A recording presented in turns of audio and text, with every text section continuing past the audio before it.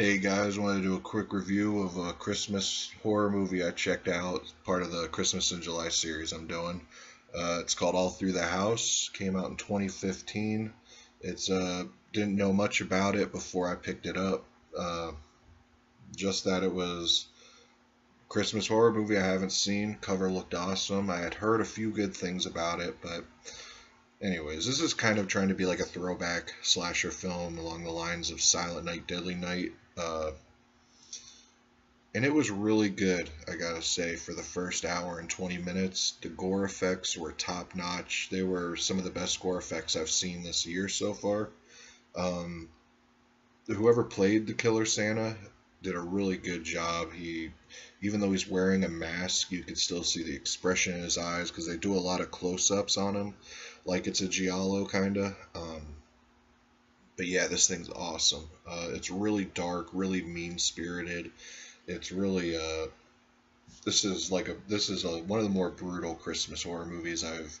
It actually is the most brutal Christmas horror movie I ever seen. I've watched a lot of Christmas movies during this past month, and this is the best one out of all of them I've seen so far. And I know I said that about Christmas Evil. Uh, that was really good, but this one tops it just out of pure fun factor of it. The Killer Santa, he looks really menacing. It looks like he has a metal Santa mask, but it's not metal, but it does look really, the whole movie I thought it was metal till the very end. Uh, and the beard and everything, it just looked really good.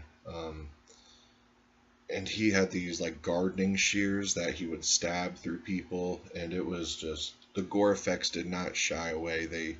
Kept the they kept the camera on him the whole time. There was some deaths that were hard to watch, like a cat death and stuff, but as far as that goes, it's whatever. But one thing I do got to say about this release, I bought this off Amazon for 12 bucks, just was looking up Christmas horror movies, and it was one of the recommended ones, and I decided to get it.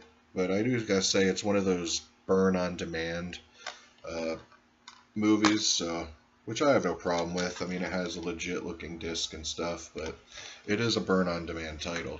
But the quality's really good for a DVD, and you can't go wrong with this movie. Literally, it's perfect besides the ending. I actually really did not like the ending. It brought it down one or two notches for me. It had I don't want to spoil it for you, but let's just say it has like a Texas Chainsaw Part 2 feel ending, and it just got really over the top and ridiculous. And this movie would have been the perfect Christmas horror movie if it would have stayed grounded in reality and not just, it got dumb. But that aside, I'd still give this a 7.5 just because of how fun it was, how brutal, how mean-spirited it was, and it was just an entertaining time. It felt really Christmassy, and my opinion, obviously, if you don't have the Silent Night, Deadly Nights and stuff, pick those up. But if you're going to pick up one Christmas horror movie that you haven't seen this year, definitely pick this one up. Trust me. Get this in Thanksgiving or whatever so you can have it for December, Christmas, because this is the perfect Christmas horror film. I hope this gets more recognition than it's getting. I don't know how popular it is, but I don't think it is that popular because I haven't heard many people talk about it at all. I haven't seen anybody show it off. Uh, but yeah, definitely pick this up. You won't be sorry. It's a must-have for any Christmas horror collection.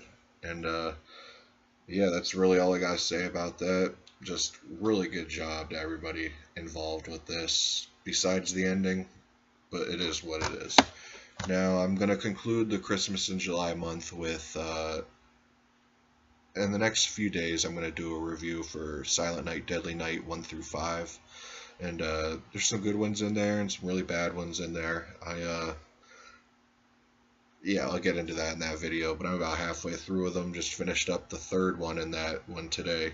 And so in the next few days, I'll have that out there for you. And this Saturday, me and BDG Reviews are recording our third episode of Tumbling Podcast of Flesh, and we're reviewing Black Christmas from 1973 or 4. We both got the Scream Factory Blu-ray, so we'll be reviewing that transfer and everything too with that, so don't worry. And we reviewing the remake of that too, so that'll be cool. But basically, after Silent Night, Deadly Night and the Black Christmas podcast, I'll be done with Christmas in July.